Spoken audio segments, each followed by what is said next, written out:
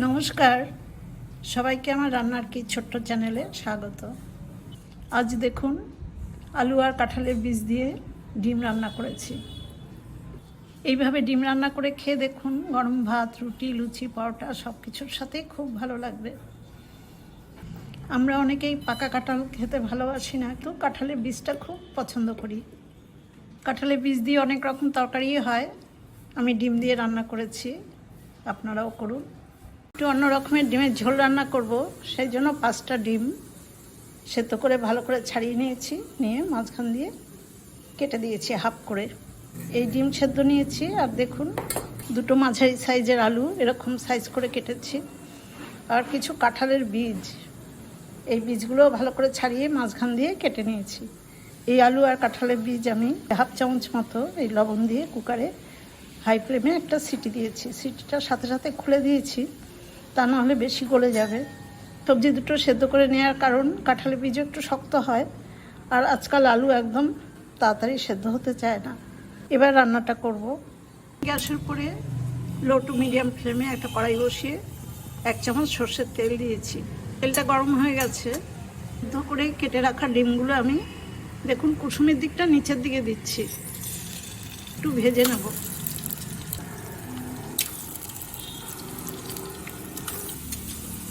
ডিমের মধ্যে দেখুন আমি অল্প পরিমাণে লবণ দিলাম, আর একটু গুঁড়ো হলুদ।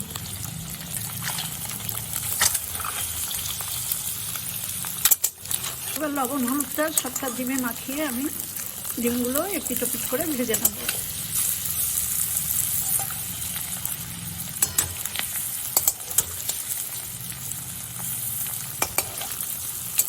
ডিম কেটে রান্না করলে কিন্তু একটু খুলে খুলে যায়, তবু ডিম কেটে রান্না করলে ডিমের ঝোলের টেস্টটা খুব ভালো হয়।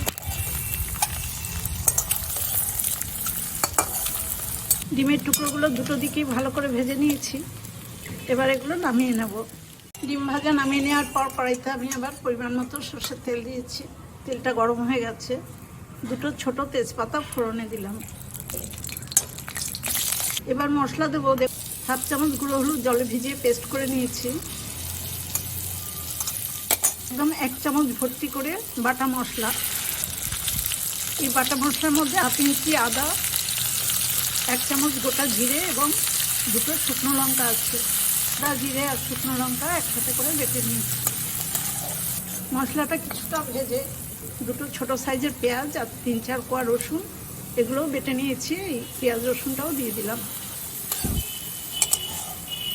এবার মিডিয়াম ফ্লেমে আমি পেঁয়াজ এবং সমস্ত মশলা খুব ভালো করে ভেজে নেব। পেঁয়াজটা ভাজতে ভাজতে দেখুন আমি 1 চামচের কাছাকাছি লবণ দিয়ে দিলাম, আর একটা টমেটো গ্রেট করে রেখেছি, সেই টমেটোটাও দিয়ে দিলাম।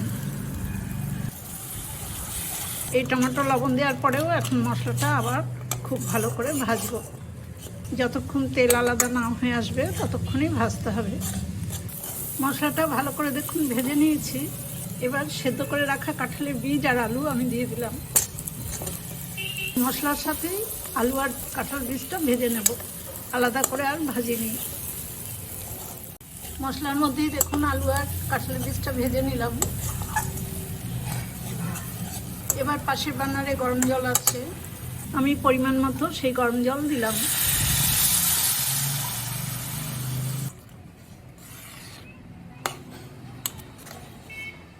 রান্নাটা খুব শুকনো বা খুব পাতলা হবে না, মাঝারি মতো হবে, আমি সেই বুঝেই জলটা দিয়েছি। গ্রেভিটা সবজির সাথে খুব ভালো করে ফুটছে। খুব সহজ পদ্ধতির রান্না, দেখুন খুব তাড়াতাড়ি হয়ে যায়।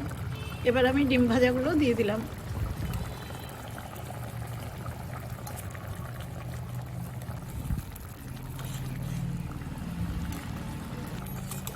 ডিমের সাথে ঝোলটা আবার ভালো করে ফুটিয়ে নেব। লো টু মিডিয়াম আছে আমি সব কিছু 3-4 মিনিট ভালো করে ফুটিয়ে নিলাম।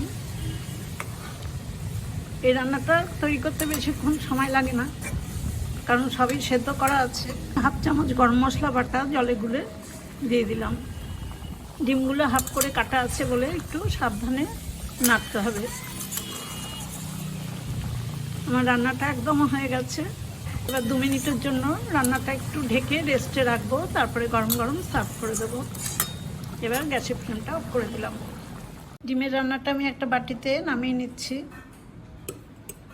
খুব সহজ পদ্ধতির এই পুষ্টিকর রান্না, আপনারাও করুন। আমার এই ডিমের কারি রান্নাটা দেখে আপনাদের যদি ভালো লাগে তাহলে আমার ছোট্ট চ্যানেল লাইক, শেয়ার, কমেন্টস এবং সাবস্ক্রাইব করবার জন্য অনুরোধ রইল। আজ এই পর্যন্তই। আগামীতে আবার কোনো রান্নার ভিডিও নিয়ে আমি আসব। আপনারা সবাই খুব ভালো থাকবেন, সুস্থ থাকবেন। ধন্যবাদ।